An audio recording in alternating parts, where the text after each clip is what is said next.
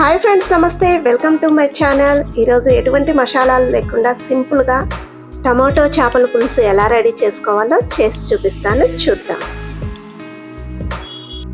నేను ముందుగా 1 కేజీ చేపలు తీసుకున్నాను ఫ్రెండ్స్. ఇవి నీట్గా క్లీన్ చేసుకొని పక్కకు పెట్టుకున్నాను.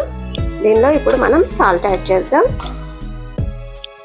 నెక్స్ట్ పసుపు కూడా యాడ్ చేద్దాం. నెక్స్ట్ 1 స్పూన్ కారం కూడా యాడ్ చేద్దాం ఫ్రెండ్స్. నెక్స్ట్ ఇందులోకి కొంచెం ఆయిల్ కూడా యాడ్ చేద్దాం. ఆయిల్ యాడ్ చేసి మనము కలిపి పెడితే ఈ ఉప్పు కారం ముక్కకి బాగా పడుతుంది. ఇది మంచిగా ఇట్లా మిక్స్ చేసుకొని పక్కకు పెట్టేసుకోవాలి. ఈ విధంగా పెట్టుకుంటే సరిపోతుంది. నెక్స్ట్ ప్రాసెస్ చూద్దాం. నేను ముందుగా ఒక ప్యాన్ పెట్టుకొని అందులోకి ఆయిల్ యాడ్ చేసుకొని ఈ చేప ముక్కలు యాడ్ చేసి 2 వైపులా ఫ్రై చేసుకున్నాను. ఈ విధంగా ఫ్రై అయిపోతే సరిపోతుంది. అన్ని ఈ విధంగానే చేసుకోండి. తీసి పక్కకు పెట్టుకుంటున్నాను. నెక్స్ట్ ప్రాసెస్ చూద్దాం. ముందు నేను కళాయి పెట్టుకొని అందులోకి ఆయిల్ యాడ్ చేసి కొంచెం మెంతులు యాడ్ చేశాను. నెక్స్ట్ ఇందులోకి ఎల్లిపాయలు, మిరపకాయలు, కరివేపాకు యాడ్ చేసుకొని కొంచెం ఫ్రై చేసుకుందాం.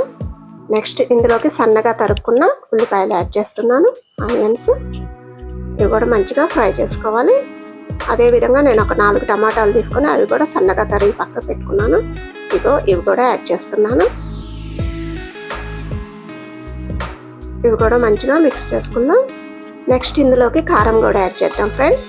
కారం చూసుకొని వేసుకోండి, ముక్కల్లో వేసాం కాబట్టి టేస్ట్ని బట్టి యాడ్ చేసుకోండి. నెక్స్ట్ ఇందులోకి చింతపండు పులుసు కూడా యాడ్ చేస్తున్నాను. ఇది కూడా మీ టేస్ట్ని బట్టి యాడ్ చేసుకోండి. నెక్స్ట్ ఇందులో కొంచెం వాటర్ కూడా యాడ్ చేద్దాం.